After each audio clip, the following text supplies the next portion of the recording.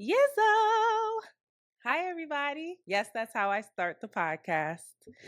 I am back and I am with a very special guest.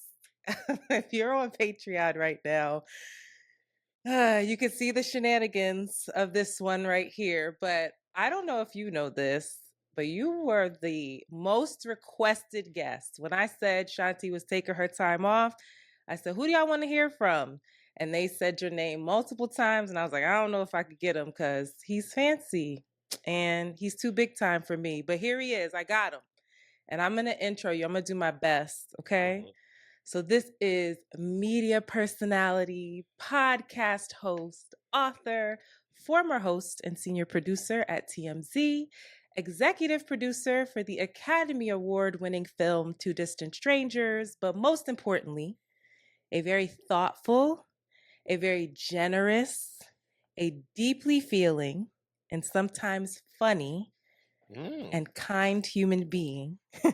That is Mr. Van Lathan Jr., who's not paying me any fucking mind or attention right now. What are you doing? I'm looking for the. There's some lint on the brim of my hat. I'm looking for my little roller to get it off there. Hi, hey, thank you. What a great intro. How are you doing? What's up? You're I'm so happy to be annoying. here. I'm happy to be Are here. I you? am. Yeah, I am happy to be here. I look at the podcast all the time, and you guys and your Philly girl wisdom, everything No, that's you going on don't. in Philly. Shout out to Philly. Don't ride the train there, but other than that, it's a great city. How many trains are in Philly? Do you know that? How Because many you were in trains are Philly in and you were Philly? like, this is hell.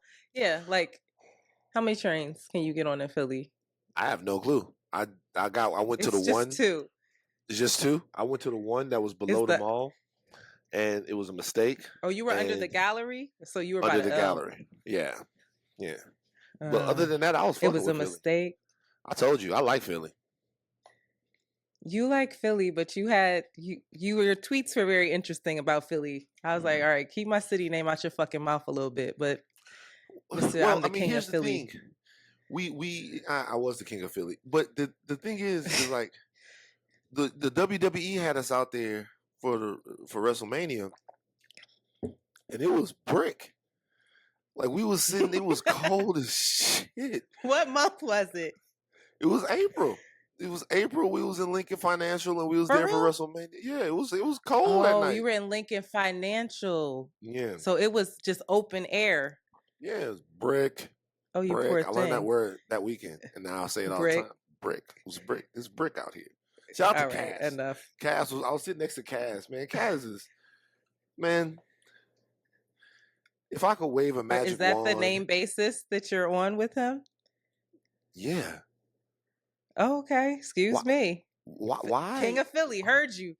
No, well Cass is not from Philly. Do you even know Cass? Cass is from New York. No, I thought you were talking about Cassidy. I thought you No. were talking about Oh the my fucking God. battle rapper that is All right. Cassidy. That's No. my Philly ass. Who No. are you talking about? I'm talking about Kazim, man. Oh, I don't know who that is. Kazim. I don't know how to say his last name because it's Nigerian, but he's one of the 5 people that if I could wave a magic wand right now and give somebody $50 million, he's one of the people. Wow.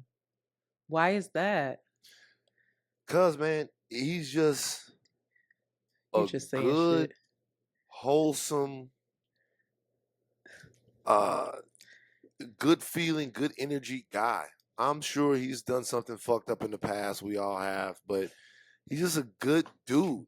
I've been knowing him for a long time since the TMZ days, and just watching the different stuff that he does. I'm happy. I'm happy for Kaz, man. I'm happy for Kaz, and I want Kaz to be super rich. I know that he already Shout is out getting money. to that man, Kaz. I'm brushing my hat. I see. Mhm. Cowboy Van is in the building. Van, how are you though? How are you? I I'm know fine. that you were on a flight, so you hopped Mhm. on here. Really appreciate you. Are you rested? Are you ready to You know go? what? I'm good, but you know what I also realized though? Can I Mm, be honest with you? Is this a safe space? yes, I'm of good, course, always. but I'm a man, so nobody really actually cares how I'm doing. They ask to be nice, and I appreciate them Yes, doing so. That's not true. This podcast, we center men and we get in trouble for it. Well, I do all the time. And we finna talk about that later, but I genuinely care how you are. Yeah. Okay. Okay, see. I'm not going to start straight. like You know this. how I am? Ask me how I am again. I'm going to tell you. Ask me how I am again. I don't want to. Ask me. How are you? I'm straight. How are you? I'm straight. No. Yeah, do you know the poem by Naira Waheed? Nah, whatever it is, I've never heard of that shit. You don't want to hear it anyway. I'll send it to you later. I'm about to get my Hotep shit. I'm like, well, shout out to her. That's a shout out to whoever. Yeah, shout out to them. It's a black woman. You better black woman. Shout out to her. Shout out to her. I'm sure she said some powerful shit, but I'm all cried out. So okay, heard you. All right, wait. Can I ask? Speaking of black women, not so black women, can I ask you a question? Our audience has questions for you. Okay. And it's about the BBI, fan. Yeah. What is the BBI? The BBI is the Biracial Bureau of Investigation. It's me, Tracy from the Stacks podcast, Michael Harriet. We're the three founding members of the BBI. What we recognized at the BBI was that over the last 15 to 20 years, there's been a biracial capture and takeover of Black culture. We've elevated biracials to the top of the list in many different ways. There's been Drake, there's been Zendaya, there's been J. Cole, there's been Barack Obama, the biracial, probably one of the founding leaders of the biracial takeover.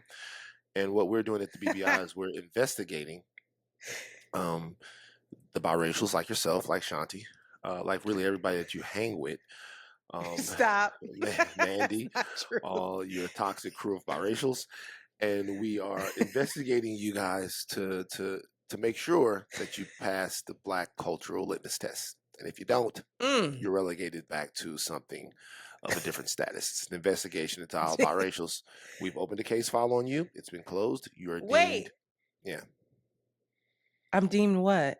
You're one of us. That is the nicest thing I think you've ever said to me. To be very honest, it really is. That means so much to me.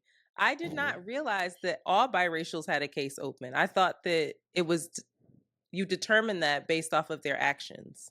So is that not the case? You're right. No, we don't just investigate all biracials, but anybody that's like your friend, you can't just, they have to have a case opened on them. So, because if I'm around you and somebody's like, oh man, it's biracial, got to open the case. It was a quick case file. It took us about an hour and a half. We looked into your mom and all of her activities, but we deemed her to be okay. We deemed the Philly thing gives you points. I definitely would have made it if you really looked into my mom. I wouldn't have made it. See what I'm saying? You know. Yeah, I wouldn't have. I'm aware, though. I said this on Mother's Day. Boy, we got 30 new cases open on Mother's Day. Y'all mamas is so white. God damn, y'all mamas white. Y'all daddies didn't have I'll never forget. Pride. Cut it out. My dad had an X had one walking around with my mom. Your Dead dad ass. He had a Malcolm X hat. Oh yes. my God. Mm-hmm. Absolutely. Just and was penis proud. Full of vanilla. Got the X. Cut it out. Your mama was whiter than I'll never X forget on the hat. Stop. I'll never forget when I sent you Shanti's mom and you were like, wait, what? Couldn't believe it. Shout out to Bad Barbs. Because Shanti, I think, doesn't look like she's biracial. I think it's shocking to most. Yeah, biracials have different tribes. So there's the Halle Berry tribe that look, because I didn't even know Halle Berry was biracial coming up. Because you can't really tell. You know, because she looks like a standard red bone from where I'm from. There's the Halle Berry tribe. There's the Drake tribe. And then there's something right under that tribe, which is the Lenny Kravitz, Zoe Kravitz, Lisa Bonet tribe, which they're not quite as light as the people like yourself who are ghosts, but they are a little bit lighter than the Shantis. Those are 3 tribes of biracial right there.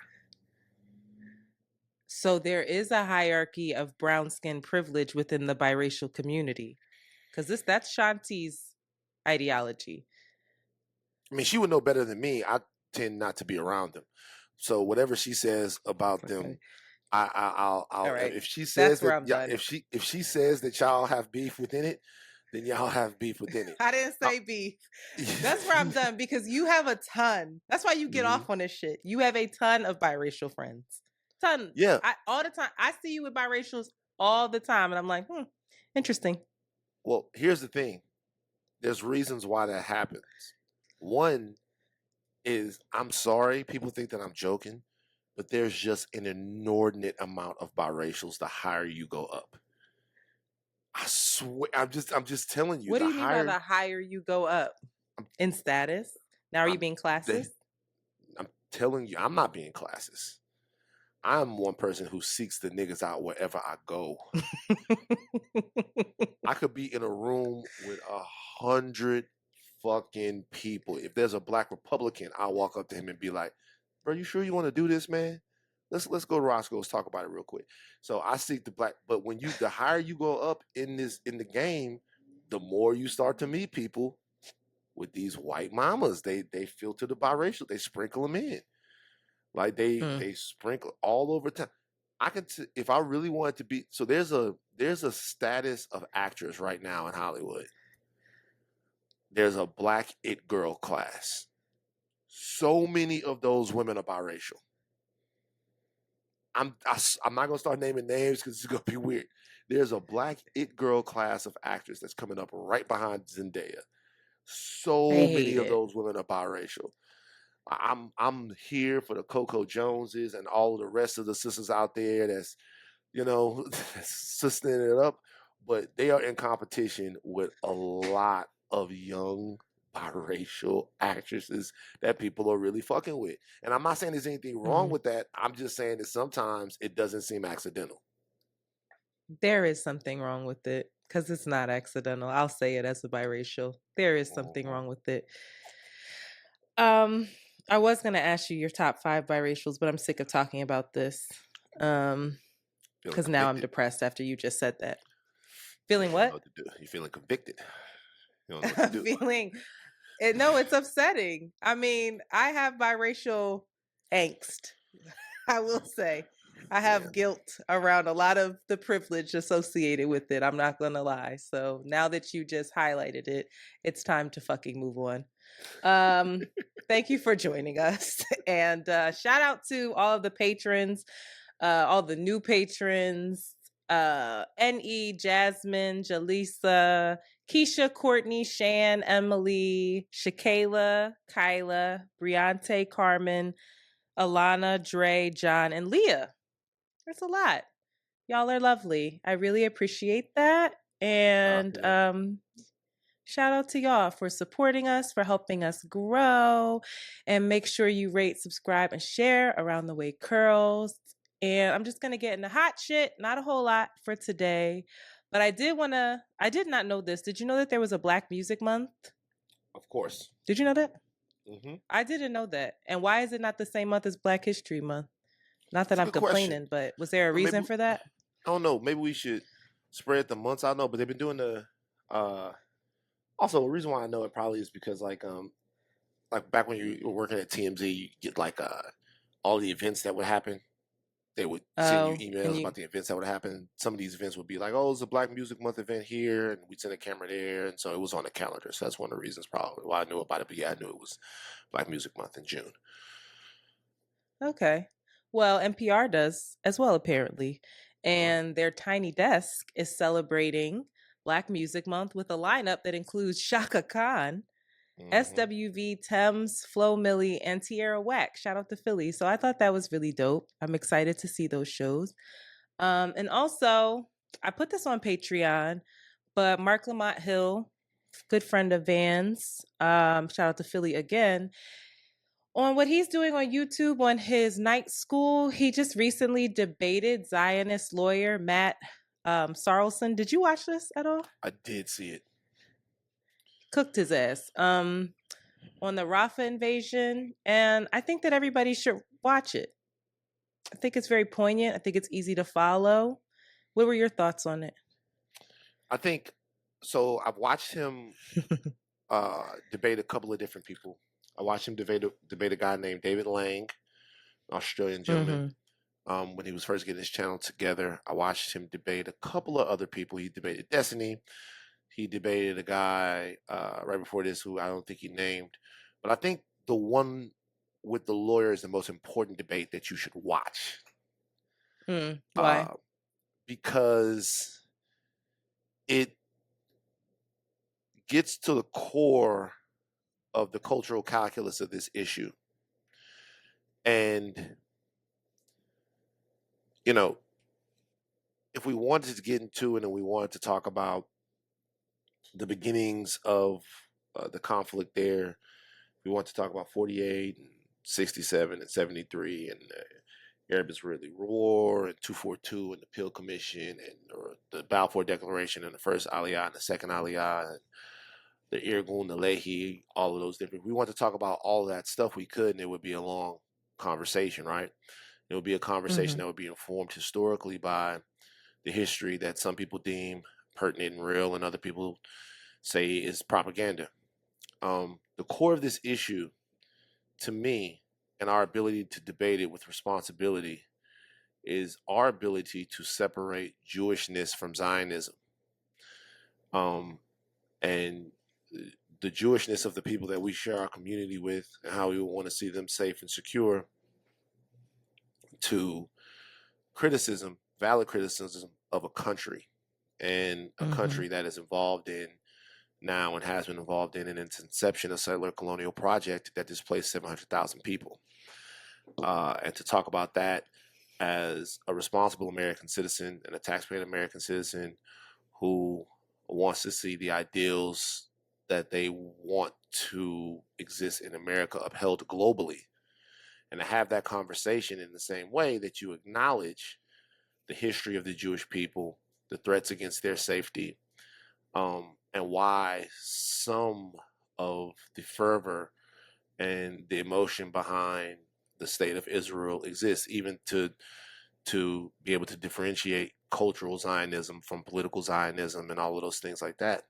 And in the conversation Mark was having with the lawyer, he was attempting to make him see the dissonance that exists inside of his head. There's several different times where Mark would criticize different people, different world leaders, but then a criticism of Benjamin Netanyahu is deemed anti-Semitic. If someone is saying that they don't want to talk to you about something, then just say that. If you don't want to discuss it, if it's too hot button of an issue for you to discuss it, then we can't discuss it, right? But if we're going to discuss it, then there has to be a way to do it where every single criticism or every single interpretation of it isn't seen as an attack on a people. Now, this comes on the heels of many different things. Just think about Black people in America. So people talk about the response to the killing of Black unarmed people by the police or incidents like that here in America, and how they stop everyone in their tracks and everybody reaches out and does all of that. I want people to think about this. That's not true. So when Trayvon Martin is shot, it's volleyball back and forth. It's volleyball back and forth socially and culturally. Then it goes to trial. Between who? Between everyone. Everyone asks questions about whether or not he should have been killed or not. And as Black people in this country, we endeavor into those conversations. Every single situation that exists with Black people in America, the first question that we get asked are you the bad guys? Okay, well, you're dead now. What could you have done differently? Okay, you were assaulted now. What could you have done differently? How could you have saved yourself? All right, you're poor. You should have listened. You don't have clean water. You don't have this. Well, what could you have done? And you know what we do? We ask those questions. We ask those questions to ourselves. We say, okay, look, well, all right, what do we need to do? Okay, do we need to do this? Do we need to do that? Do we need to do that? The legal system doesn't give us anything. What we get back from verdicts and all of that stuff is As a result of self-preservation, we're asking those questions, right? Or do you feel no, it's no, judgment as well? no. We ask those questions because we're our harshest critics. Mm. We ask those questions because after years and years and generations of living in a specific way, you start to look around and go, yo, is it me? Because I'm getting gaslit every day by somebody telling me that it is, nothing changes, so it's got to be me, right? And every time you try to prosecute the systems that are in place to do that, only thing that comes back from you is not guilty, not guilty, not guilty. Pictures of people with gold teeth in their mouth and all of this stuff and all of these statistics with no context. And so after a while, you will just start to believe that. I say all that to say this. To come from that framework and then to come to another framework where you're watching somebody talk to someone and the simple asking of the question is deemed anti-Semitic. And Right. a question that doesn't have to do with anybody's Jewishness, a question that has to do with the head of a country and whether or not they're corrupt or lying. If you guys go watch this, And military strategy. all of that stuff. If you watch this, the gentleman says to Mark that assuming that Benjamin Netanyahu is lying made Mark anti-Semitic. Mm-hmm. That's intellectually untenable. We can't do that. Benjamin Netanyahu is the head of Israel. If Mark would have said Benjamin Netanyahu is Jewish, so I assume that he's lying about that. Classic anti-Semitism. Yes. Yes, right. But he's talking about Benjamin Netanyahu as the ruler of a country, as the head of a country who's duly elected, as the head of a country, someone that's been embroiled in corruption schemes by his own people that probably will be arrested the moment that he is not in power anymore. It's just simply not anti-Semitic to say maybe this guy's lying about that. It's not He's racist to say, also, oh, yeah. there's So clips of anyway, him lying. right. Like So there are clips of him actually telling two different truths at the same time to two different audiences. Like that's right. just, you can't deny that. One in English and then one in Hebrew. And so Right. uh so the reason why I say that is because the conversation that I often find myself having here is foremost about, for me at least, it's about justice and self-determination for the Palestinian people. That's the first thing that's important, right, to discuss, Mm-hmm. and how we get there, because their lives are the most important thing when we're talking about this as it stands right now. If you'd have asked me on October 8th, the conversation would have been like, okay, I have people in my life that I care about that are Jewish, and I need to check on them and make sure that they're doing okay. At this particular point, knowing what I know and doing the research that I've done and talking to the people that I've talked to on all sides of it, there won't be lasting peace in the region until there's justice and self-determination for the Palestinian people. And I would say this to anyone: there won't be lasting peace anywhere for anybody, anywhere, unless there's justice and self-determination. Those are the only ingredients to lasting peace. So that's the most important thing, right? The second most important thing is having the geopolitical knowledge to have the conversation, even at a novice level, and then to maintain our cultural sovereignty here, so we're not too afraid and there's just not enough division made. How do we have the conversation and separate it from the indictment of anti-Semitism? How do you have it responsibly? Mm-hmm. How do you talk about it responsibly? You can't turn away from it because America's too wrapped up in it.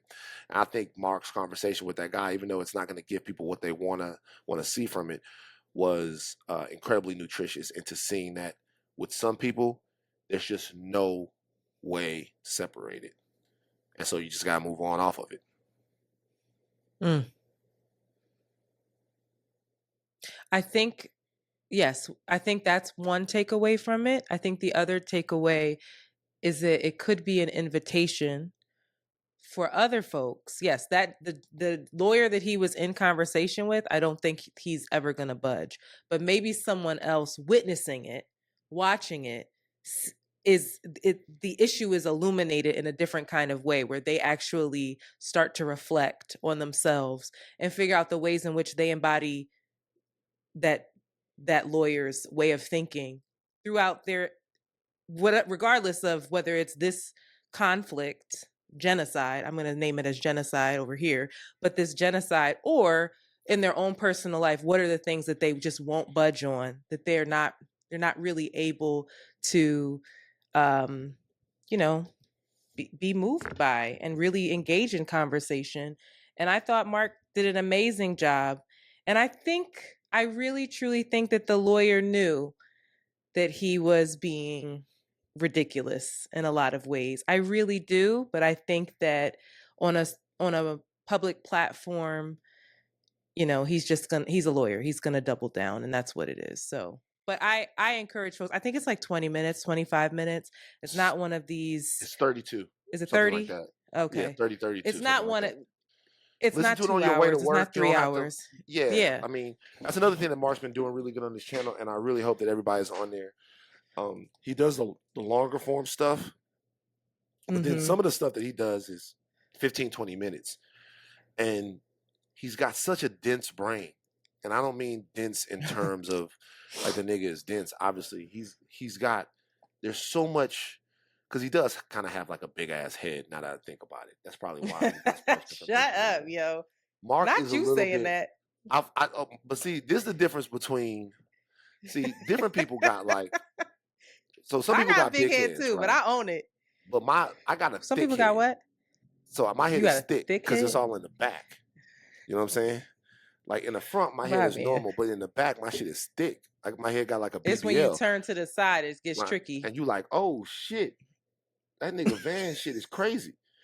You know what I'm saying? Like it's and so but Mark he's got so much information on it. He's a scholar in this particular field. So he gives me books, I read the books, I go back, he gives me more books, I read the books.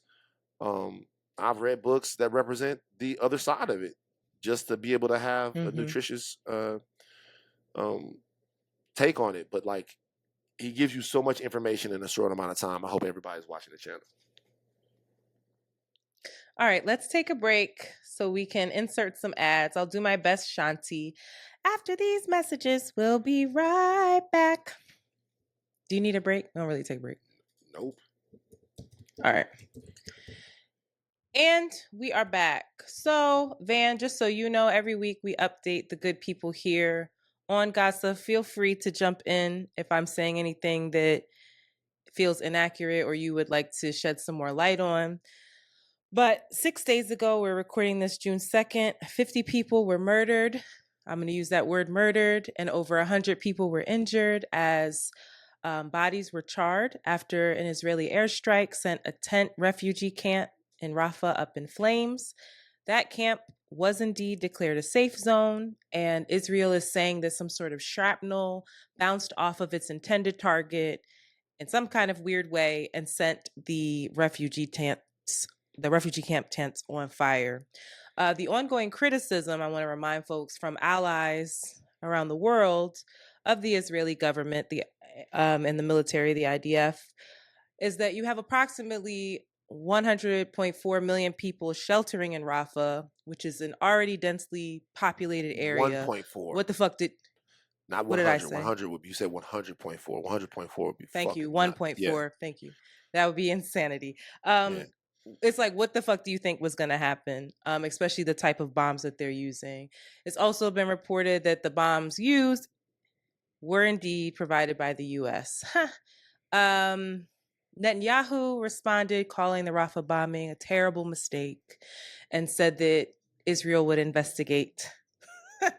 To put this into context, this is on the heels of the International Court of Justice, the ICC, ordering Israel to immediately stop its attack on Rafah And the attack occurred about a week after the ICC prosecutor, which we talked about, Karim Khan, requested arrest warrants be issued for high-ranking leaders of Hamas and Israel, which includes Prime Minister Benjamin Netanyahu. The Biden administration in the past has said that its red line when it comes to its unwavering support of Israel was an invasion in Rafah, yet the White House's immediate response to this massacre was an expression of sympathy, but signaled that Israel did not violate Biden's red line and that the US would wait for a full Israeli investigation to be complete before taking any action. Again, I want to reiterate that that investigation of the Israeli military's actions will be done by Israel. As a result, Stacey Gilbert from the U.S. Supreme Court Department just quit because her report assessing Israeli adherence to upholding international humanitarian law was just taken from her and edited and then used to justify the U.S. support in Israel. And then 2 days ago, President Biden outlined a new Israeli ceasefire proposal that includes the return of hostages on both sides that he himself endorses. And to quote him, "It's time for this war to end." Benjamin Netanyahu, however, does not seem to be on board, as he has doubled down on his demand that Hamas be destroyed in order for them to cease fire. I want folks to keep in mind that Israel's ground invasion in Rafah has led to the closure of the Rafah crossing and a blockade of the entry of humanitarian workers and aid. And it was just reported that that $320 million pier that we funded and built as a quote unquote solution for humanitarian aid washed away due to strong sea currents. So we have to keep in mind that the pier, we talked about this, the pier was widely criticized for being insufficient and cosmetic at best, in addition to ineffective due to like the complications that can arise with trying to transport aid via sea. I feel like it's important to also note that this is precisely what the ICC, again, the International Criminal Court, has. This is why they requested an arrest warrant for Netanyahu.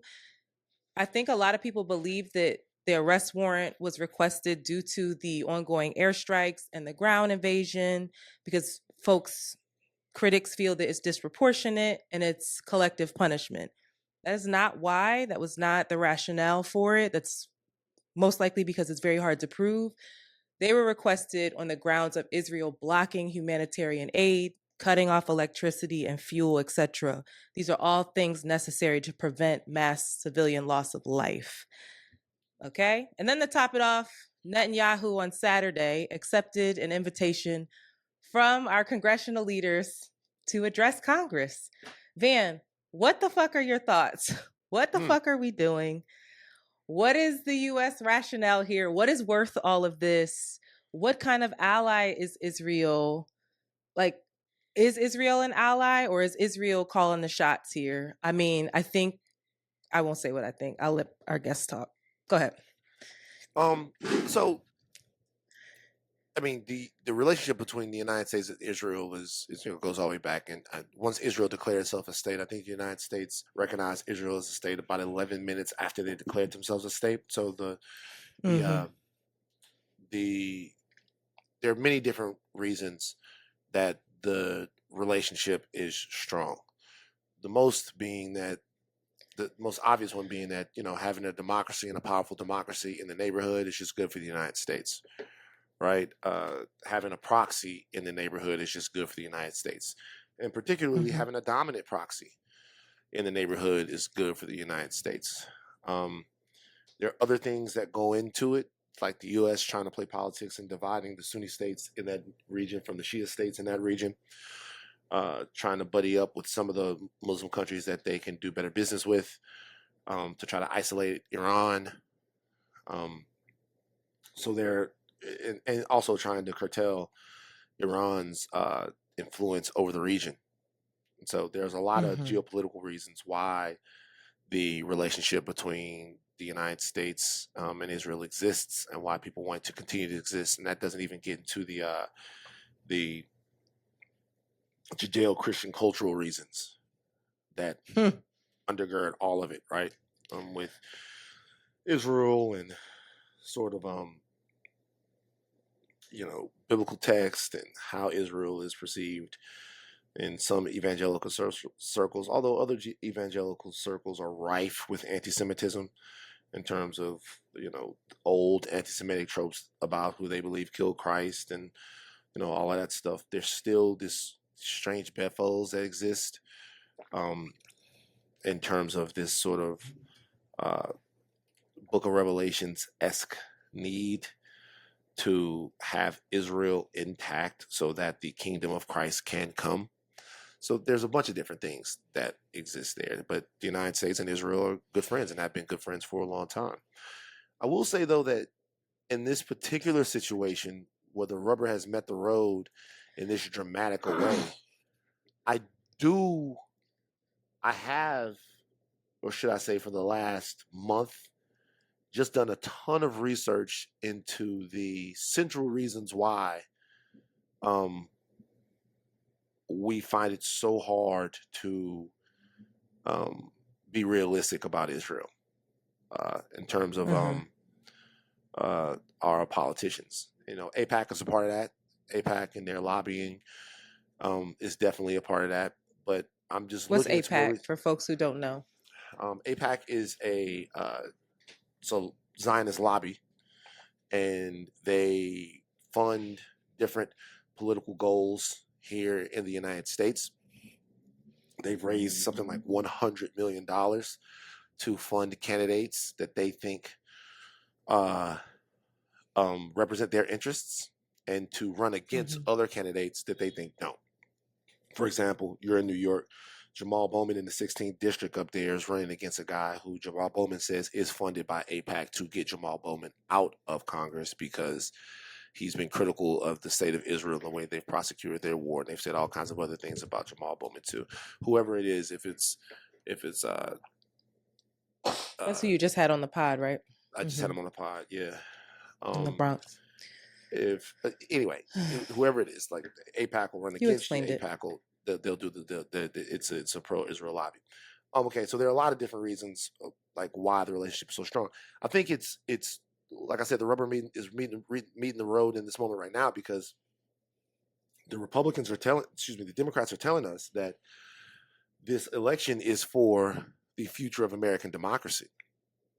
It's the most important election ever. Every election is the most important election ever, and it's for us to keep an existential threat to American democracy and the stability of the world out of the White House.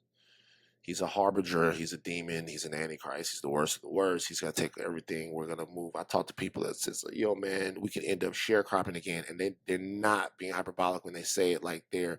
So you look at the amount of rights that you've already lost. You've seen Rogo. You've seen voting rights affected. You read Project 2025. You see all of it, right? It's that dire, right?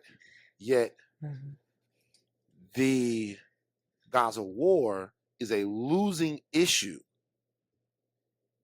for President Biden. It erodes a segment of his electorate that I would think that he actually really needs. But the relationship with American Israel that's gone on for a long time is still seemingly more paramount to him than even this evil, terrible guy that he can lose to. So, and this might be a little bit too simple of a calculus to make, of a calculation to make, should I say. But it seems as if you're telling me that democracy is on the line if Donald Trump is elected, yet our relationship with Israel could cost you the election, it seems as if you're choosing America's relationship with Israel over American democracy. And it's not quite that simple, but the numbers for most people on what they're seeing are pretty clear. And so moving away from that for a second, there's so many different issues with Netanyahu and how he sees this. Some of the things he's talking about are just straight up impossible. And then some of the other things. Do you believe he sees it that way? You believe he believes it? This is what I believe. This is what I believe. I believe that Netanyahu wants the end of Hamas, but I don't believe that he thinks that he can affect the end of Hamas with the bombing campaign in Gaza. I don't think that's why the airstrikes in Gaza are happening in the way that they are. I think that Netanyahu and the Likud party that he represents have never favored the two-state solution. They said in 2019 that the best way to permanently deny a Palestinian state was to prop up Hamas, which Netanyahu did. He did prop up Hamas. He propped up Hamas because he felt like he wanted the PLO out of here. He wanted the PLO out of here. So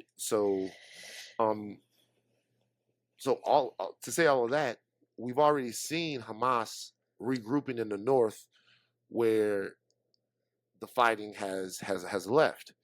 So if you say you want the end of Hamas and then the war can stop, then you have to give a blueprint to what that is. You don't know how many people are under the rubble. You don't know how many Hamas you've killed. You don't know where some of the leading guys from Hamas are. I can tell you that many of them are not in Gaza. Yeah, so what does the end of Hamas look like? The hostages could be back next week. You could reach a deal for the hostages. You could release the hostages that are in Israeli prisons. You can swap them with the hostages that are being held in Gaza right now. Hostages that I desperately want to come home, because I couldn't imagine what it would be like to have a family member taken hostage and not knowing every single day whether or not they were living or dead, not knowing how they were being treated. That's terrible. That's unthinkable. And those families that are in Israel right now that are protesting, they just want their loved ones back. So, I mean, I think anyone with eyes that's not blinded by propaganda sees that the end of this war comes when Netanyahu, and I guess there's been some dissent in his war cabinet, but the rest of his war cabinet feel that they've sufficiently crippled Gaza enough to where it's uninhabitable. And then that'll either force a voluntary transfer to the degree that the people can, or that yeah. So, I mean, I just don't see how you could look at it any other way. Look, people that are wondering about it, I mean, you're dropping imprecise bombs, 2,000-pound bombs in a lot of these cases in places that are dense and like Manhattan. Yeah. So it's like it's like dropping a bomb on Manhattan. You get into the weeds of it, and you look at the way the life of a Hamas operative is valued. It's this versus Gazan citizens, so Palestinian citizens. So there's no clarity in what he actually wants, but there should be clarity in our position. And when I say our, I mean the United States of America. Our position should be clear in what we expect from Israel, and not we want this war to end. That's not strong enough. The sentence has to be, or the mini paragraph has to be, we want this war to end, and if it doesn't, blank, blank, blank. Okay, so what are you going to do if they don't end the war? Because they're not going to end it if they don't have any incentive to from the international community. Okay, so you want the war to end. That's why I ask, who's actually calling the shots? Like, who's actually calling the shots? It don't feel like the U.S. because I think it's I think it's such a one Biden. We're gonna get into it. I don't want to jump ahead, but to then have Netanyahu come to Congress, that is disastrous for the Biden campaign. Sure, some of the propaganda might help, but when it comes to the younger vote, when it comes to the Black and brown vote, when it comes to the Muslim vote, this fucking killing you, dog. So we'll see. I also think it's very interesting that the exact criticism you were giving Netanyahu, members in his own party had the same criticism for him. Like, you have not, there is no pathway towards the future. What is your vision? And when those requests for the arrest warrant came out, they rallied behind him. It's like all of the issues, the infighting stopped, and they were like, okay, we got your back, because that's insane, because that's anti-Semitism. And it's like everybody went back into their corners and got ready. And it's just like, you try to hold someone accountable, and then people double, triple down, even when they were budging and seeing the forest for the trees. So it's just like, I don't know. So let me give an example of something parallel. Because I catastrophize about World War III, right?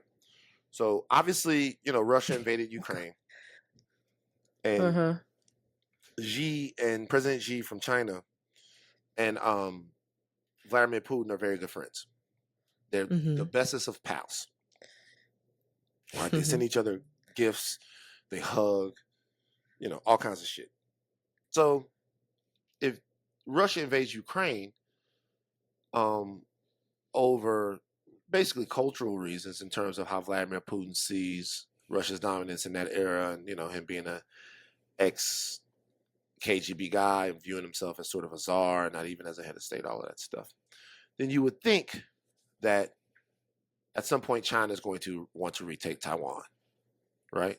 Yes. China has a one China policy, or one China.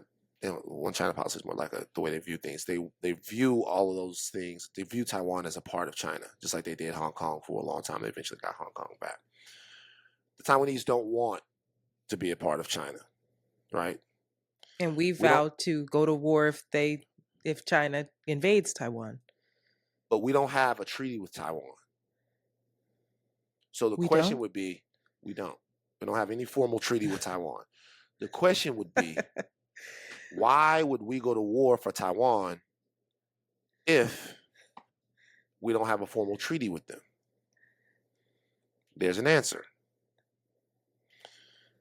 So about 90%, there's like a little bit more than a handful of microchip producers in Taiwan that make about 90% of the world's microchips. Here we go. Capitalism, baby. Let's go. Bring it home. And we get those microchips, but more importantly than getting them, we have all kinds of rules about how China can get them. And that hamstrings China technology-wise in a lot of different ways.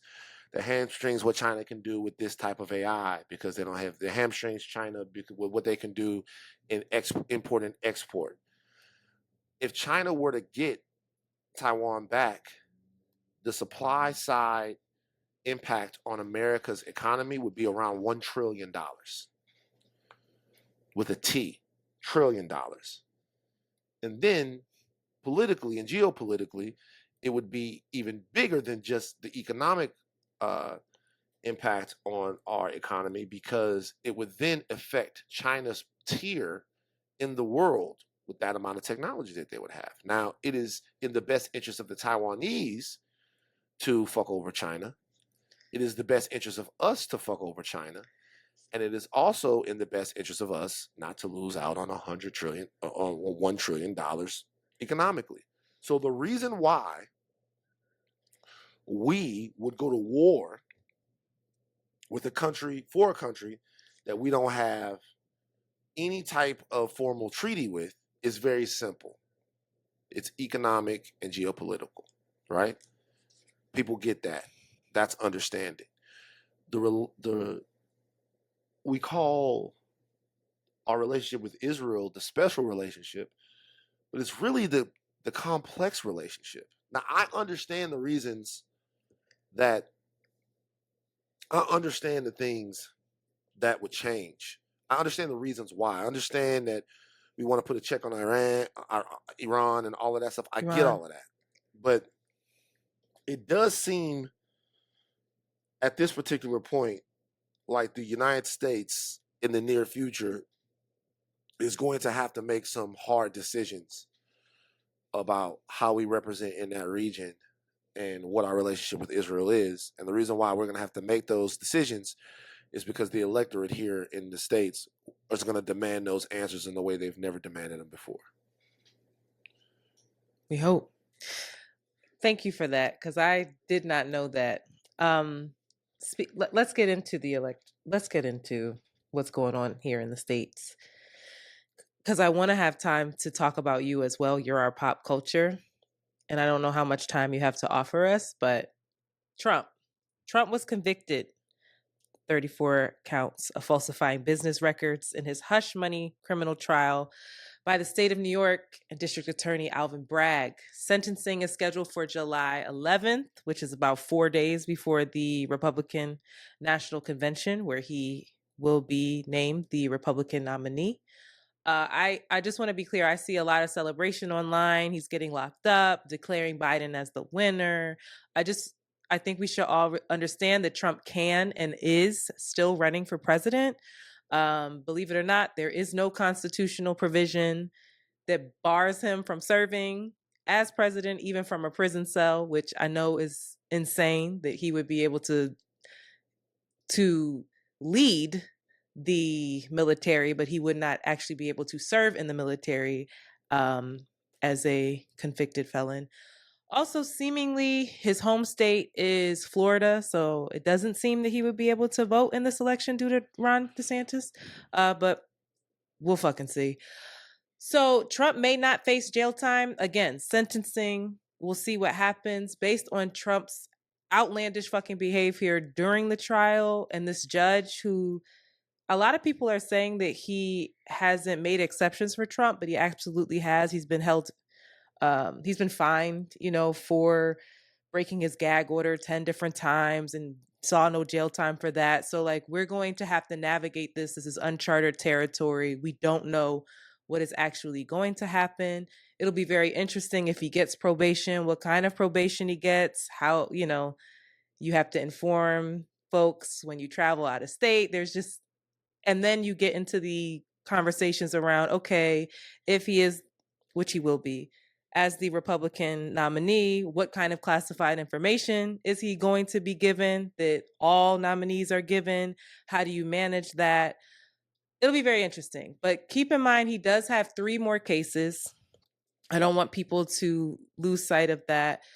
He's got the classified documents case in Florida, where he's charged with 40 counts from his mishandling of sensitive documents, but and also not returning them. But the Trump appointed judge indefinitely postponed that fucking case. He's got the 2020 election case, where he plotted to, he wasn't going to adhere to the peaceful transfer of power, the whole insurrection that's in DC. And then he's got the Georgia case that I think is just the slam dunk case now that we've gotten over the whole fucking affair bullshit, which is the racketeering shit. Okay, so that's where Trump stands right now. And it's not lost on me either, because I know, shout out to the Around the Way Curls listeners, that I just did an episode on abolition with Olay. I've read Olay's think piece. I understand that we should not be celebrating and demonizing the word convicted felon and all that jazz. I think what I think is rooted in the celebration is that this is a system, this criminal justice system, justice in quotations, is a system that Trump has wielded and has weaponized for his own advancement. And now it seems to have come back and bit him on the ass. And I'm not mad at that. Van, I want to get into, that's where we stand with Trump, right? That's one person. And then we have Biden, who is wildly unpopular for all of the reasons that we've went over for the last 40 minutes, right? Age is a factor. He doesn't, even though Trump is also old as fuck, but he just seems a little more in control, I guess, maybe. I guess he has this kind of energy about him that feels more alpha, but he's a babbling fool. But you have Biden, who actually is getting some shit done. His foreign policy is a hot ass mess. We're all against it. But I don't want to go into all the things that he's gotten done because I have before, and I don't want to seem like I'm caping for Joe. Y'all can go back to old episodes. Because I don't want to hear it. I think the conversation that I'm interested in having with you is you have Joseph Robinette, you've got Donald J. Between a rock and a hard place, and then people are like, no, you're not. You are not between a rock and a hard place. You have third-party candidates. We've discussed Dr. Cornel West and all of the pillars that he stands for. Last week on the podcast, I've expressed my hesitation around third-party voting. I've explained why. Still met with a lot of interesting feedback. Some people kind of understood where I was coming from. Some people were like, you either about the change or not. And then I'm also met with, this all needs to come tumbling down. Now's the time to tear it all down. But I've not seen any plan of action in terms of, okay, what do we do when it all comes crumbling and tumbling down? Are we organized? Are we set up in a way to actually function? What do we see our quote democracy looking like? What is the vision? And that's crickets. We just know this isn't what we want. It's not working. Can you make sense of all of that? Or how do you make sense of all of this? What is your position here? So my position is one, I think a lot of times people look at voting as a civic duty, and that's how we cast it. You gotta vote, right? You gotta get out and vote. And I do agree that you're not a full participant in America if you're not voting, but you have to also remember that voting is an incredibly individual thing. And so you vote and participate in the way that you see yourself and you see your country. So if you're an idealist and you want to disrupt the American status quo, then your vote is going to be a part of that. Now, there's a set of realities that come along with that. The most exhausted people that I know in my life are people that spend their days every single day trying to disrupt the American status quo. And I'm not talking about trying to disrupt the American status quo in the ways that are trendy, right? In posting stuff and being on this side and talking about it. I'm talking about really trying to disrupt the American status quo. I'm talking about disrupting the status quo inside of your own community, challenging yourself, challenging the people that are next door to you, calling out your entrenched homophobia, calling out your entrenched misogyny, calling out you're entrenched, right? Someone like Ole or Mark or Philip Agnew or Philip McMasters or Bianca Tylik or any of the people that I know, they don't just say, hey, I'm glad that this happened to Trump. They say, let's look and examine the way the justice system works and ask the question, is it fair for anybody to go to jail for anything ever? Think about what a gigantic question it is. And I'm not putting words or thoughts into their mouths. I'm just distilling it. Think about what a huge question it is. If you're going to really sit down and have the conversation about whether or not it's fair for anyone to go to jail at any time ever, or for us to reimagine public safety and the legal system, that is a tiring intellectual endeavor that takes an incredible amount of mental ingenuity. You got to read on that. You got to think. You got to convince other people in that. That is truly being a disruptor when you're seeking to reimagine society, and those people have to exist. Most people don't have the bandwidth to do that. Most people say, how can I make the best decision for myself and for my community and my family with what's in front of me? And sometimes I think people, they trick themselves into believing that that's the coward's way out. It's not. If you're standing in front of two different places to eat and you got to choose one, You don't have a lot of time. You got to pick up the kids from here. You got to do all this. You got to do all that. It doesn't make you a coward because you don't say, I'm going to not do this, go to Whole Foods, make some kale, make some this, blah, blah, blah. If you say, hey, I'll go to Subway because I think it's a little bit healthier, or I'll go to McDonald's, but I'll get a salad, which is fucking terrible for you, but it's not as bad as the Big Mac. That means that you've made a calculus for yourself in your life that you're going to try to do the least amount of harm to you. Now, what I hope for you, and what I hope for everyone, is that at some point that's not good enough. Is that at some point we say, okay, we've gotten enough from doing the least amount of harm to where we can break the legs off of the table, right? And I also hope that when you're trying to do the least amount of harm to yourself, that you will also make space for people that need your help to change the entire thing. Like, there's nothing wrong with saying a third-party vote doesn't do anything for me right now because a third-party vote only helps Donald Trump. However, I could actually vote for Joe Biden or whomever. I would assume that Joe Biden would be the choice if somebody listens to this podcast. But I could give Dr. West and Melina Abdullah $50, $100. I could give my vote to the endeavor of keeping Donald Trump out of office, but I can give my green and my support to people who are trying to imagine politics in a different way. I could trade my vote. I'm in California. Joe Biden is going to win here.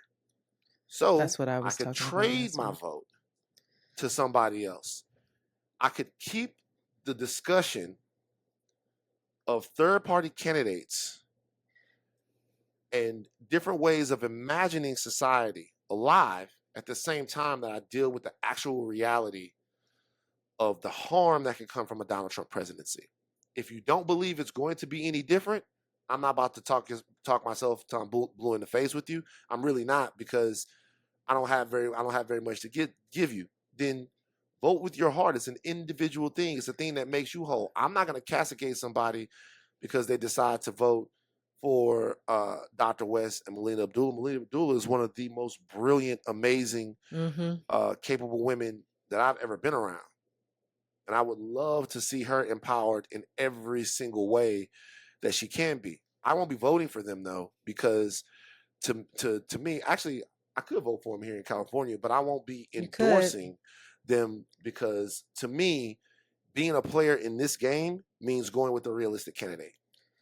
The question is this, to me. And I just came back from Miami down there, working with some political operatives and people who vote and spend 10 years trying to get one thing on the ballot, who I listened to them talk about just numbers. I listened to a brother talk. He was talking about the fact that they were able to change, get a Democratic mayor elected in some city in Florida. I think it might have been Jacksonville. And the change that was brought with having that candidate in office, I think like 50 or 60,000 people had access to health care that wouldn't have had it, before then. So these votes, these elections, they have consequences. In Louisiana, they just carved out a part of our city and made a whole new city in Baton Rouge. It's going to cost us $50 to $80 million in tax revenue in a city that's already not the richest city in the country. I think only 14,000 people or something like that came out to vote for that thing. Like it was an incredibly consequential election that not a lot of people were involved in. And so what I say is, all of these things, like all of these things, they're not as philosophical as we want them to be. Like, voting is a calculus about how in the game you want to be. And there's nothing wrong with being an activist with your vote. There's nothing wrong with that. I wouldn't say that you were throwing it away or anything like that. There's nothing wrong with that. But there is something to be said about being realistic about where you can stand and what you can do and what you can get done. Like for me, if I decide, hey, I'm in a different position because I can bring on people and caucus with people and help people and donate for people and work for people and use the platform to do all kinds of stuff for people that I think people need to hear from. And different ways that we do need to look at society and stuff.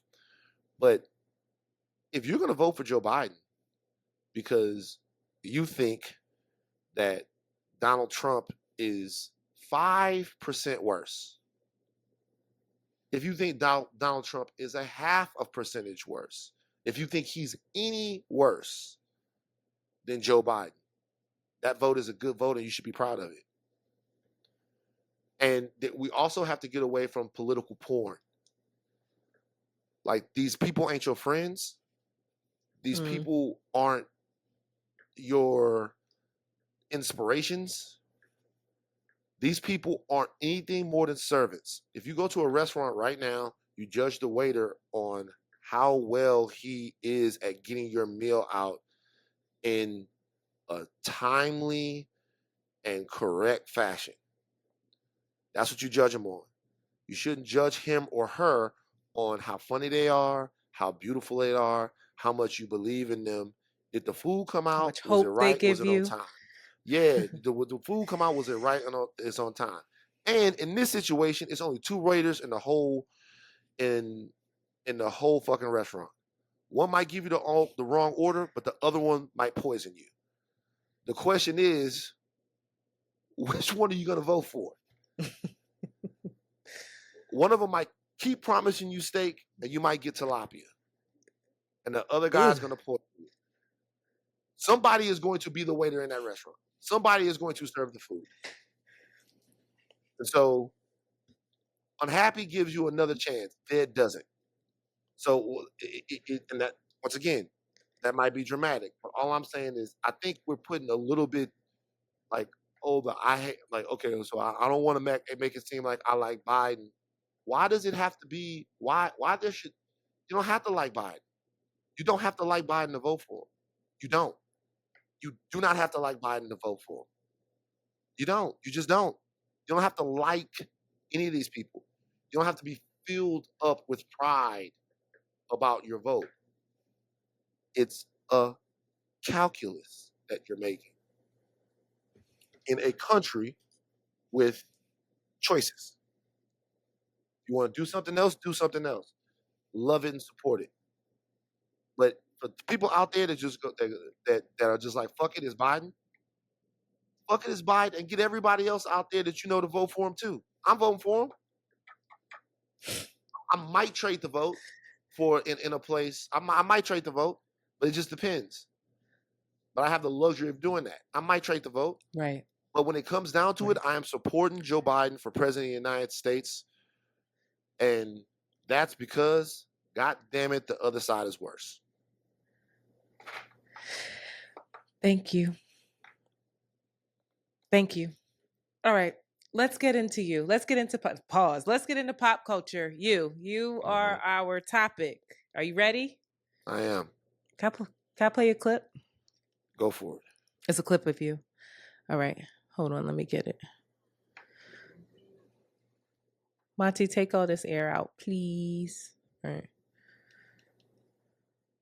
Sometimes in situations like this, if I'm being honest with myself, an attempt for me to access the humanity of an abuser, of someone who has wronged someone. Why is it a part of who I am to make sure that I either protect the legacy or the perception of someone that's accused of either harassing an undeserving young woman online or of viciously abusing and attacking someone. And so this is what I spent the last couple of days thinking about. I think about value. And I know that I value women. I know that I do. The question is, and the question that we should all be asking ourselves at this time, but it's not about everybody right now, it's about me, is whether or not I value women as much as I value men. All right. So that's a clip from Higher Learning with you and Rachel Lindsay. I talked about it before where I said that one, put some context on that. That was right after the video of Puff assaulting Cassie came out. And a lot of immediate reactions because Puff is who he is to a lot of us. A lot of us grew up on Puff. Puff has been aspirational to many. A lot of the reactions were, of course, sorrow for Cassie, sorrow for victims, disgust, and then also us figuring out, like, holy shit,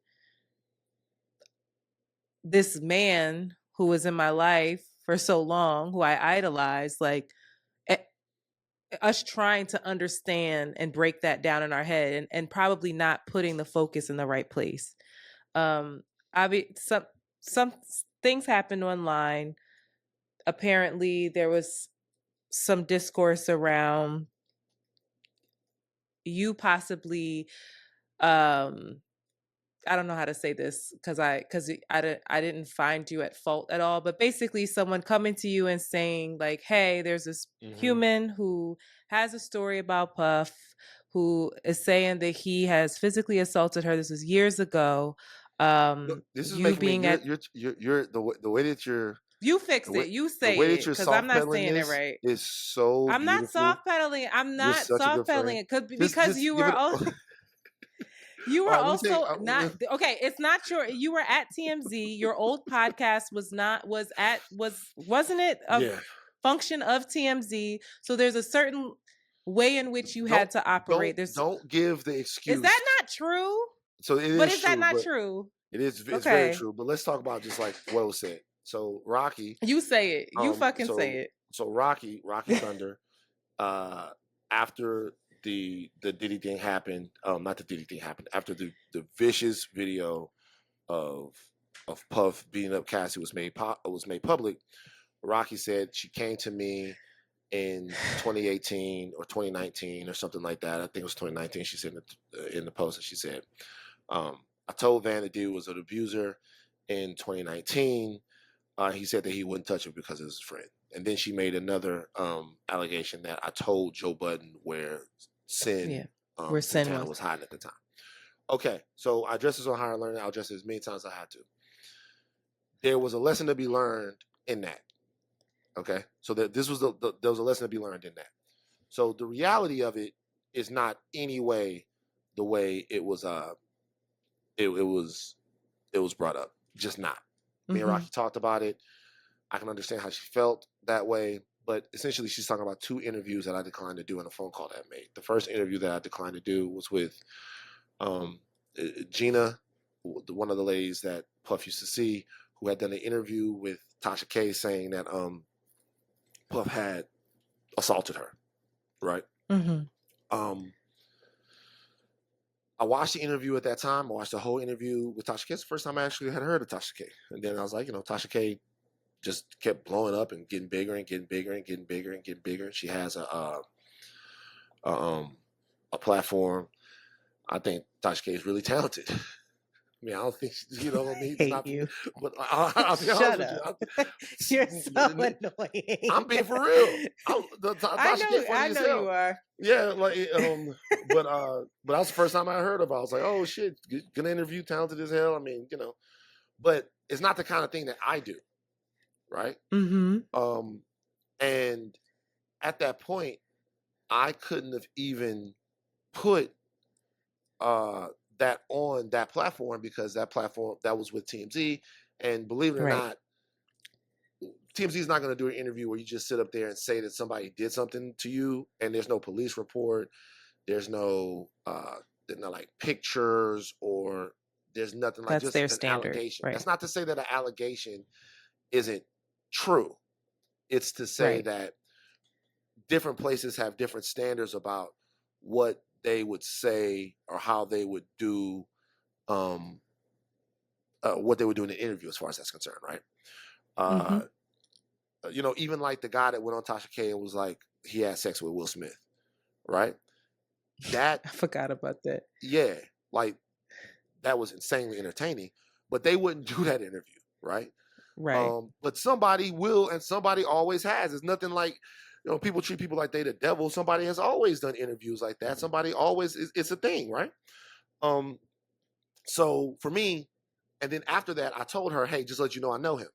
Because at the time he had been trying to get me to come to Revolt and the whole nine. I'm like, hey, Him being not Puff. only am I not doing Diddy. this interview, but I know this guy.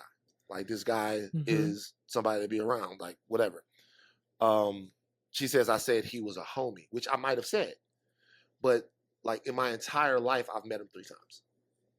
You know what I mean? Okay. But I do and did, like everybody else, like no Puff. So I didn't do the interview. And then when she came to me with the Joe Budden interview, or it was the Sin Santana interview, initially I wanted to do it just because Sin and Joe had just broken up.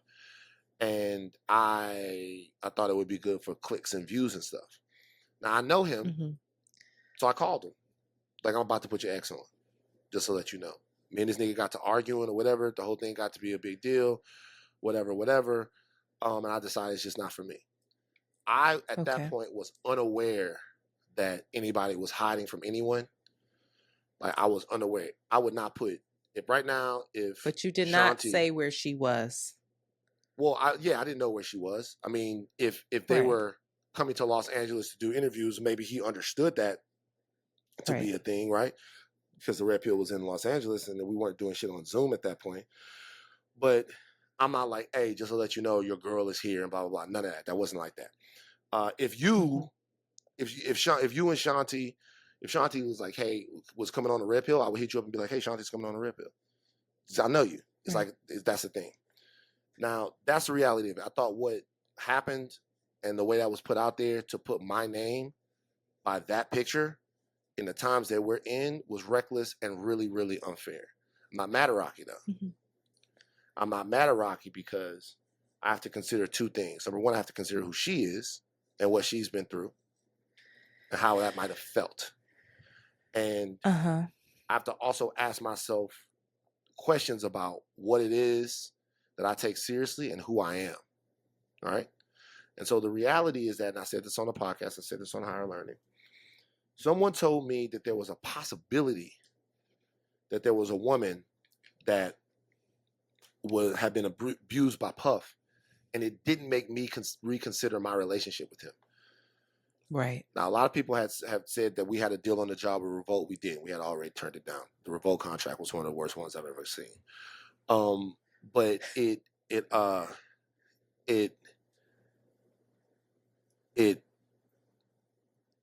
I had to ask myself, okay, well, what if they would have said something else? And I always go to this because it's the one thing we can all agree on. What if they would have said that Puff was abusing young girls? Mm-hmm. Like he had a harem of 11-year-old girls. I'd have been like, oh my God, well, that's something I definitely don't want to be around. Let me see what I know about this. But someone told me that there was a woman being abused and I didn't do that. I said, hey, I don't want any parts of it later on. I mean, I did ask, but by the time I asked, the lady had started coming around again. And so it's like, whatever. But I was too cavalier about it. I was too cavalier about the safety of a woman. Point blank, the end. Doesn't matter what was fair later on or having a bad day on Twitter or anything like that. I was too cavalier about it. Way too cavalier.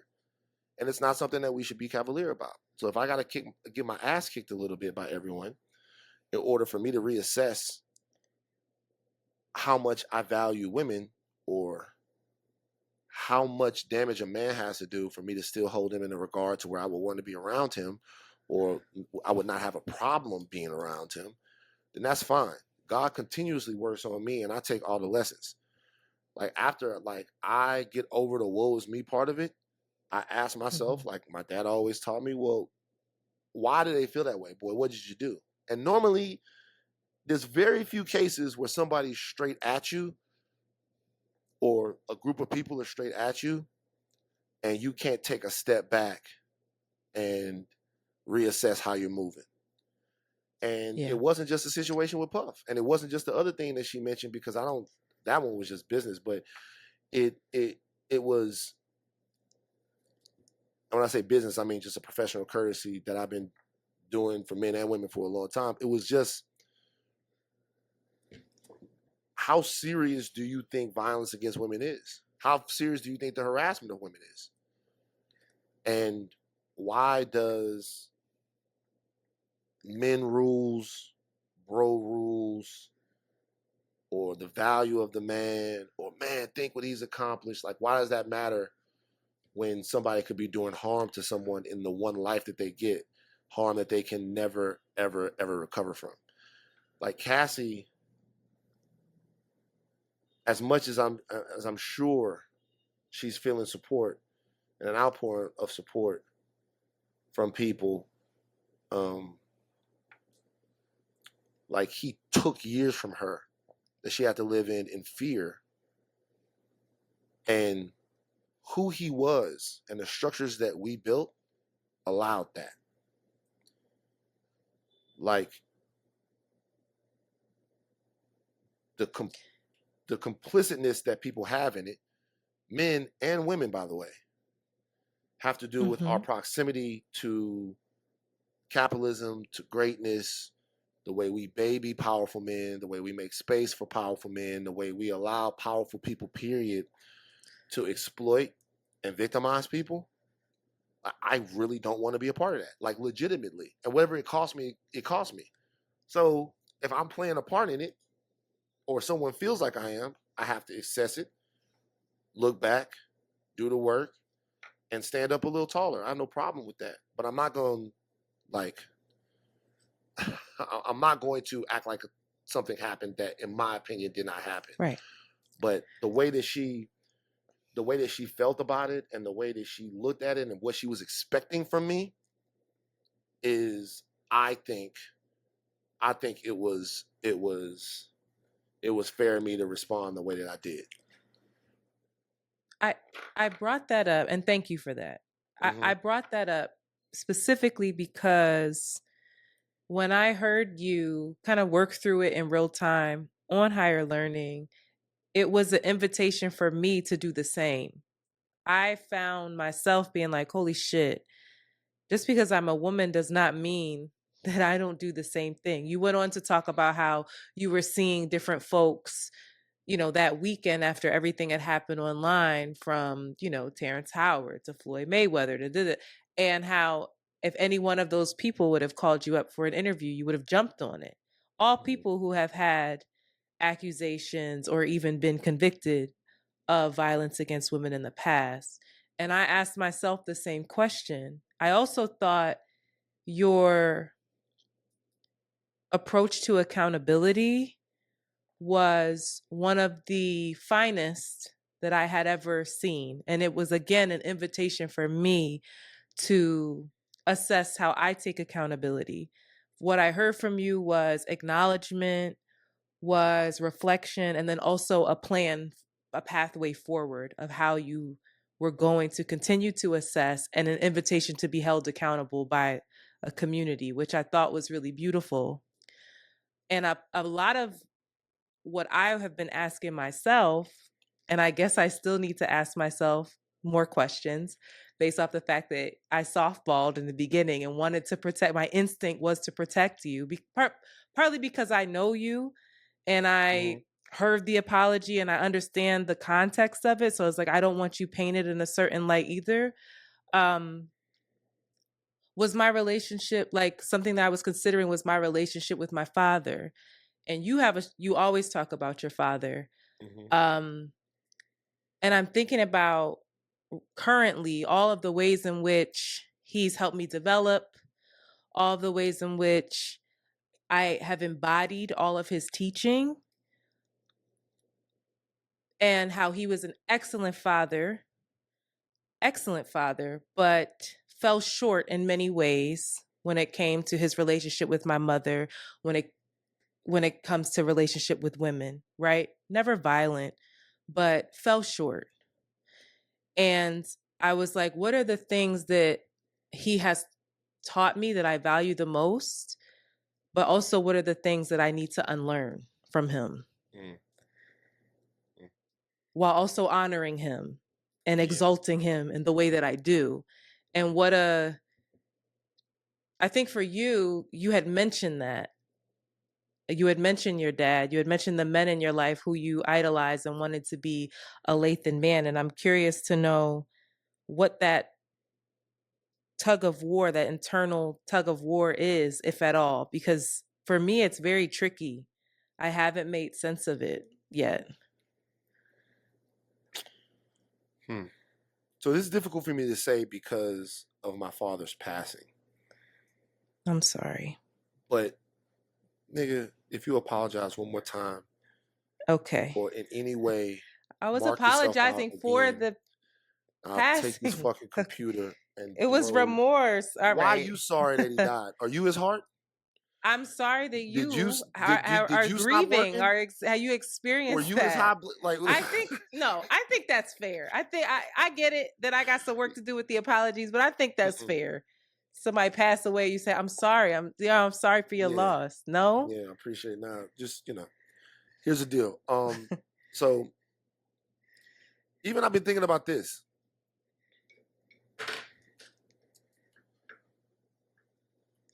I've given you guys, and I've given people enough of my father. Like, part of the reason why I've maybe overvalued men is because there are two reasons.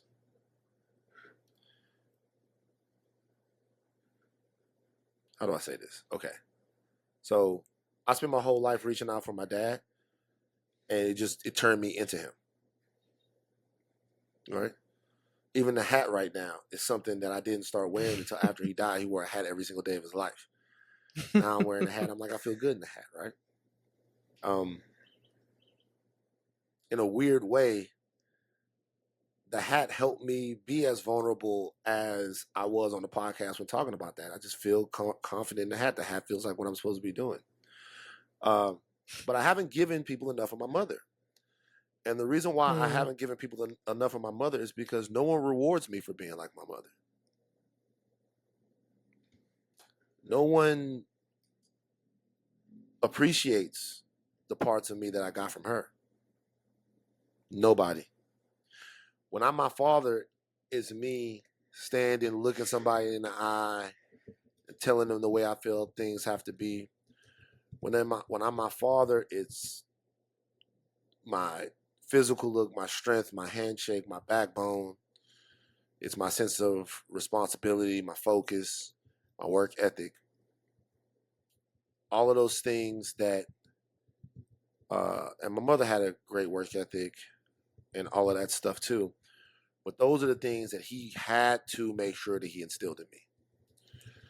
Like if he came in the house and he saw me sitting down and I wasn't doing anything, get up and do something. There's something you could be doing. Mm-hmm.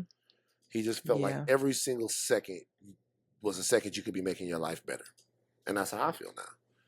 I'm sitting around, I play some video games, I do some stuff, but I chill for a second, I start reading something. Chill for a second and I'm scrolling. What information can I put in my head that'll make me better at my job? Like, what can I learn today? Like, I'm just overwhelmed by the amount of stuff that I don't know. Can I go to the gym and get some shots up? Can I box a little bit? Can I how can I get like 1% better at whatever? But what my mother gave me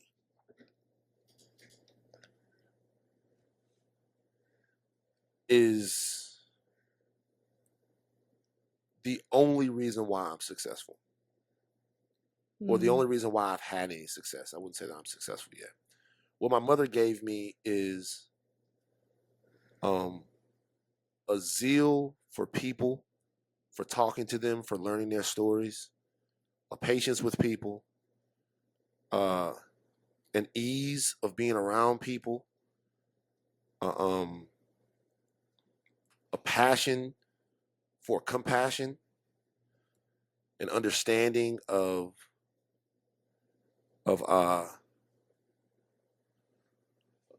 people's strife, of their pain, of wanting to make people smile, of wanting to work on behalf of them, of trying to make things beautiful when you can, of trying to smile when people are feeling bad, and trying to bring them up to your to your harmony and peace when they're feeling down, of like not trying to push them into being something that they don't want to be, of not trying to take advantage of people, not trying to dominate people. Remember one time my dad goes, so I had to go to the I was going into the gifted program, and all the kids were white, and I was like a little freaked out about it. You know, I had gone to school at University Terrace and other places like that, and these were black schools, and I was going to a black school, but like all my classmates were white. I was like, I don't want to be around a bunch of white kids. My daddy was like, go in there. As soon as you go in there, you make sure everybody knows who you are. You'd rather have everybody in the room be afraid of you than have you be the guy that they fuck over. And I'm like, okay, cool. Because that's how he was. Everyone was scared of him. And so you can never quite be yourself around him. Everybody was afraid of him. Everybody, other guys' fathers, when they saw him, they'd stand up a little straighter, right? He always had a big ass gun on him. Sometimes you see him, he'd be carrying a dead deer, and people would just look at him like he was fucking Crocodile Dundee, or like he was like some mythical fucking caveman or something like that. And they would just be like, they would always try to be a little bit more of a man when he was around.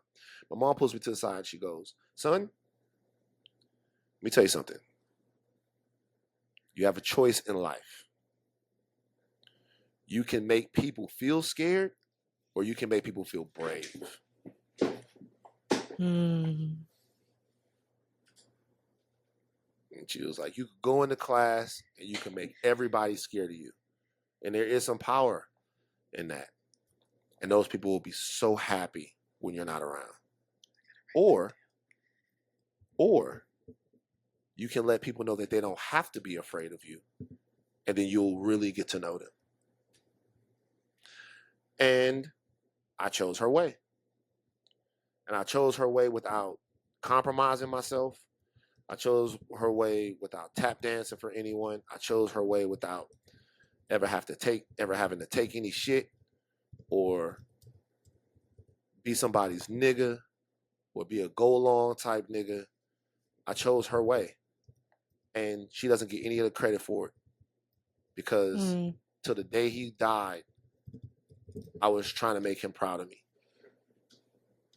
And sometimes I think the reason why he couldn't see himself in me was because he saw too much of her. And so, like, even when I think about that, I think about like who I really am and who I'm trying to be. I'm just too old to try to be anything other than what's worked for me. And even when I put myself out in the world, you know, it's never compassion that gets you a click. It's never kindness that gets you at. It's never that. It's always like, who Van shut down today? Who Van called this? Who Van stood up to? Everybody's so afraid to be. Yeah, everybody's so afraid to be weak. They don't understand how much strength it takes to have compassion. And by the way, my mama maced the light bill man. So I'm not trying to act like she was a pushover. She's from South Baton Rouge. Nigga tried to come and cut the lights off. She maced him. She was like, she maced him and then she prayed. I'm not lying. She maced him. She maced him. She's spraying mace on the man. Like, you're a demon. You trying to come in here and cut my kids' lights off. And like you're a demon. I bind you. Get away. And the guy, I never forget the guy. Like, the guy goes, like, because she sprayed it low. She didn't want to mace him. She sprayed it low. In the eye. She sprayed it. And he goes, what is this? Like, and then he's like, I'll never forget him. He was running. Everybody's laughing. I'm gonna fucking call the cops. And then, you know, we came and they got together the money. Dad was mad. She was upset. But anyway, I say all that to say that, like, even that, the biggest thing, I do believe that there's differences in the sexes. Let me tell you how toxic I am. I don't mean to be hyper verbose. No, you were doing so well. Just listen. I do believe that men and women have different things that they gravitate to. I don't think that men can't do the things that women do. I don't think that women can't do the things that men do. But I do think that there are differences in the way that we're wired to a degree, and those differences are normally pro-evolutionary, right? Women do the most important job in maintaining the species, and because of that, there has to be something that is different about the way they show up in the world. Like, they have to know what you need a little bit. They have to be able to multitask. God. I'm just being for You're real. losing them. You're losing them. I'm just being for real. I'm just being for real. Listen, they have to be able to multitask. It's giving labor, Van. I'm just listen. All right. Okay. They have to know who's sick, who's this, who's that. They have to know all of those things. That doesn't mean they have to do them, but it's innate sometimes for women to sometimes put somebody else before themselves, because it's like a part of propagating the species, right?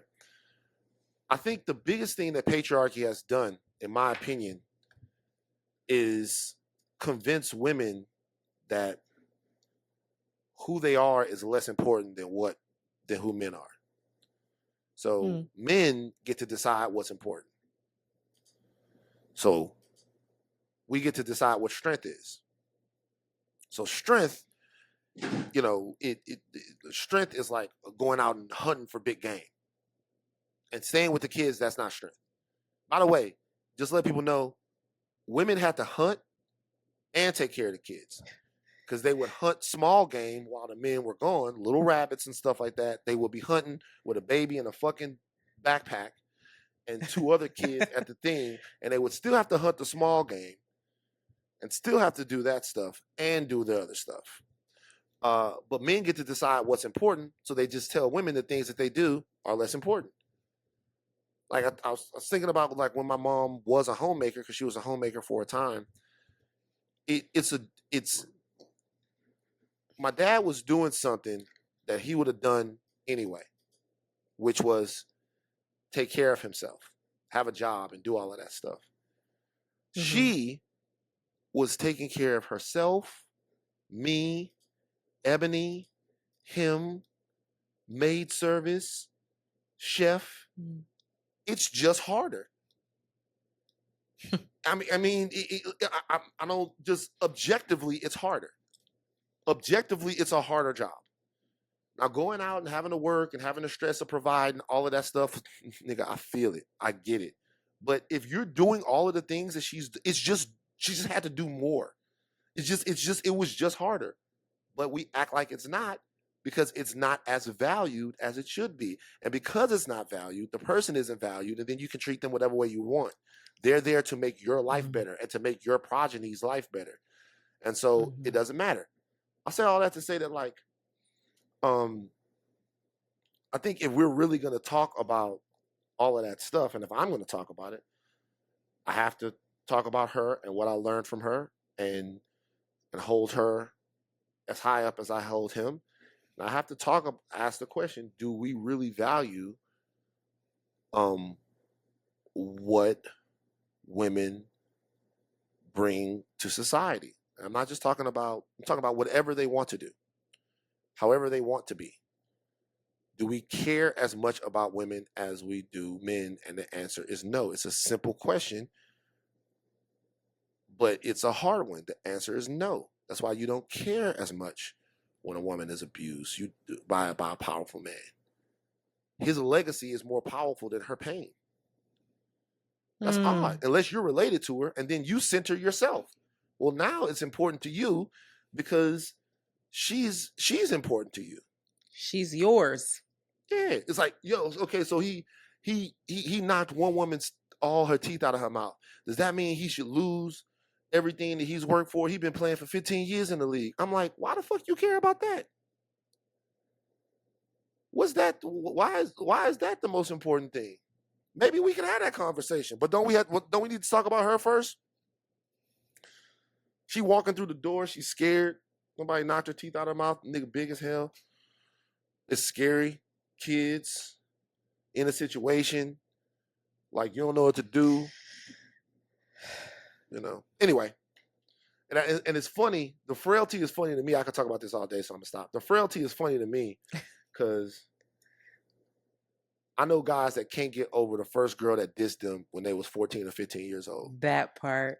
I'll never That trust part. these bitches again, nigga. You don't remember what she did? You don't remember how Tramika handled me? I'll never trust these bitches again, man. Not I'll be like, Tramika. dog, you 48. Sister, Nah, I I'm never 30. got over it, bro. Yeah, you know what I'm saying? Like, so I don't know. So to me, it just made me reassess a lot of things, and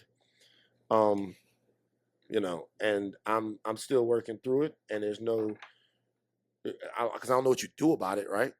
Except because you can't wait for somebody else to get beat up and then go, okay, I'm gonna support them. You have to do something in mean in between. So I'm still wondering. You're doing it figure out now. how I can do that, but it was good that it happened at the end of the day. You're doing it now. Can I get on your nerves real fast? Yeah, I'm gonna read that poem. I'm gonna read the poem. I'm gonna read it. It's so fast. Okay. Please, because when you were speaking about your mom, I was like, yo, this is the poem. Are you ready? Yeah. Are you ready? I'm ready. I am relieved when I see a feminine presence in a man's eyes. It means he is a piece I do not have to bring him. Dope. That's it. I'll move on. I'll leave you alone. Nah. Like, yeah. Like, yeah, you shouldn't. No one should have to be your piece. If you're not finding your own peace, then you only gonna bring chaos to whatever situation you're in. But you skipped over the part where you were talking about, you just sat here and said nobody, and that's not, it's not nobody. No, you know, we're not going to speak in absolutes. But yes, the clicks when you're being compassionate, when you're showing up in the way in which, you know, your mom might have shown up or has instilled in you to show up. Yes, that's not popular. That's not juicy. But the main point of this poem is like, when I see the feminine presence in the man's eyes, I'm relieved. So there is value there. And I think it's your, I don't want to say your job, but I think it would behoove you to go in spaces and to help to go into spaces where the feminine presence in you is valued, is cherished, is nurtured, is exalted, and then to also help other folks, other men specifically, feel that way as well, for you to do that for other men. So, but I'll leave you alone. When you say feminine presence in the eyes, are you saying I need to get my lashes done? Or I knew you had to do it. I know it's uncomfortable. We were too serious. I know. What? Maybe. Maybe you get. Let me see your lashes. Done? Come closer. I already told you to get the manicure done. I told you that before. There was a point where you had a buff, and I was like, "Oh, get him!" So did you get a manicure? I can't see him. Yo, you're already there. You're halfway there. The hat, lashes, and manicure. You're there. What? Look at my fingers. That's femininity. Man. You're done. Hold on. I can't see them because your Wi-Fi is funky. So you mad pixelated like right now, King. Of the Apes type shit. What's wrong with my fingers? Right, what's wrong with me? All right, we gotta go. I have to say a couple more things and then I'll leave you alone because you have to do rapid fire questions because that's funny. Okay. And I know we're running long, but you be talking, honey, and I'm gonna let you talk. I read your book and I want other people to read your book. If not, read it. If you got a Spotify subscription or whatever, the John is on there for free for folks who have the subscription to listen to. And you narrate it. I love it. I think it's gut-wrenching. It's courageous. It's brutally honest, beautifully human. It reminds me of the Gerard Carmichael show. And I mean that with that is a compliment because I personally love the show. I don't care what anybody else talks about. Yeah. But I love it. But it is so deeply honest, vulnerable. That's vulnerability. It's not emotional. It's vulnerable. It's like, this is what it is. And it's an invitation into more authenticity and more honesty. And I don't know that you walk away after reading it with a whole lot of answers, but you walk away feeling seen and with a whole lot of questions and with a whole lot of invitation to dig deep and explore yourself. And so I really want to encourage people to support you, not only with your podcast, not only with you know, with the when you cussing people out on higher learning sometimes, when you're being jokey and funny, but to also read that book, because that must not have been the easiest thing to put down onto paper. So it was yeah, it well was done. Writing a book is hard, but like it was okay. Yeah, read it if you want. That shit kind of old now. I'm working on a new one. Well, that's the one that I read, and of course you had to do what you just did. But anyway, I was going to ask you how you were caring for yourself, but we're past that. Rapid fire questions, all right? Let go. You ready? All right, Malcolm or Martin? Both. No, that okay. Let me kind of set the rules. You cannot say both. You cannot explain why your answer is what it is. You just pick one or the other. Okay. These questions were questions for the most part that Shanti and I came up with 4 years ago. I added a couple more at the end specifically for you, but no both. All right. Okay. So ask again. Don't say both again. You're gonna make me mad. I won't. Are you gonna say both? I won't. Okay. All right. Malcolm or Martin? Each of them. Okay. Not you. Because I want you to channel your mom. Follow directions. Hold on. I'll just say something real quick. I'll just say something real quick. No, don't say that. Don't do it. Just real quick. I think making Malcolm and Martin a binary choice between the two guys. I know. Sword and the Shield. I get it. A fundamental misunderstanding of who they each were. This is where we're getting the people. I got Sword and the Shield. I fucking get it, man. I read it too. Go get the book. You can't. I read it. So you have to have both. You can't choose one. You have to have both. All right, fine. Okay, fine. Generational wealth or familial happiness? Familial happiness. This is rapid fire. Familial happiness. Jay or Nas? Jay or Nas? Nas. Mac or Sephora? Sephora. Palestine or Israel? That's been on there, by the way. Yeah. In the light or in the dark? In the light. Prince or Michael? Prince. Sweet or savory? I love our greedy asses. This one gets me too. It's not rapid. Man, savory. Trader Joe's or Whole Foods? Whole Foods. You're rich. Yeah. Voodoo or brown sugar? Voodoo. A seat at the table or lemonade? A seat at the table. Oh, no lemonade. Evolution or creationism? Creationism. Jollof or rice and peas? Rice and peas. Missionary or doggy style? Doggy. Protection or pull out in prayer? Pull out in prayer. Is it Uchi Wally Wally or is it one mic? It's one mic. Is it Black Girl Lost or Shorty owe you for ice? Shorty owe you for ice. Lisa Bonet or Nia Long? Nia Long. Bell Hooks or Audre Lorde? Bell Hooks. The fuck? Nuck If You Buck or Annie Up? Nuck If You Buck. Easy choice. Rihanna or Beyonce? Rihanna. Biggie or Pac? Pac. Jill or Erica? Jill. Read the book or watch the movie? Read the book. Sundress or sweatpants? Oh, sundress. Toni Morrison or Alice Walker? Alice. SWV or Escape? SWV. Flats or drums? Drums. Take that Netflix question out. Monty, you heard me. I said, you don't have to answer that one. Monty, take that joint out. I can't do that one. I heard, feel you. Okay. Yeah, Let me mark this so I take out the video. I tried to tell you now. Okay. Yeah. Buy stocks or buy flights? Buy flights. Prove your point or pray for peace? Prove my point, unfortunately. Master P or Lil Wayne? P. Batman or Superman?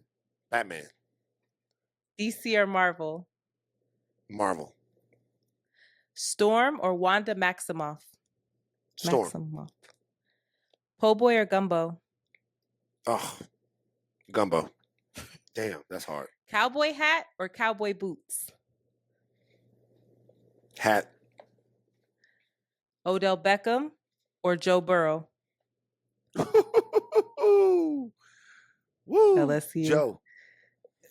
Wow. Star Wars or Dune? Star Wars. Mark Lamont Hill or Dr. Penel Joseph?